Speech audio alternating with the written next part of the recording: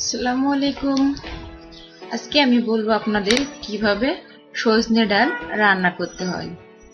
আমাদের সজনে ডাল রান্না করতে যে যে উপকরণ লাগবে: মসুর ডাল 2 কাপ, সজনে ডাঁটা 10 টুকরা, জিরা বাটা 1 চা চামচ, রসুন বাটা 1 চা চামচ, সর্ষে বাটা 1 চা চামচ, পেঁয়াজ কুচি 1 কাপ, টমেটো 4 ফালি করা 2টা, কাঁচা মরিচ ফালি 4 থেকে 5টা, হলুদ গুঁড়া আধা চা চামচ, মরিচ গুঁড়া আধা চা চামচ, লবণ পরিমাণ মতো, ধনে পাতা কুচি আধা কাপ, তেল আন্দাজ মতো। আমাদের সজনে ডাঁটা রান্না করতে হবে যেভাবে: প্রথমে ডাল ধুয়ে 20 থেকে 30 মিনিট ভিজিয়ে রাখুন।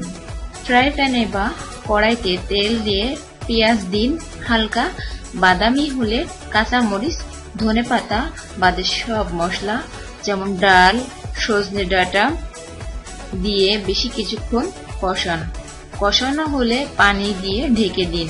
2-3 বার বলক উঠলে আঁচ কমিয়ে দিন 5 থেকে 6 মিনিট। তারপর কাঁচা মরিচ দিন। আলাদা কড়াইতে পেঁয়াজ রসুনের বেরেস্তা করে ডালে বাগার দিয়ে ধনেপাতা দিয়ে নামিয়ে ফেলুন। হয়ে গেল আপনার সজনে ডাল রান্না।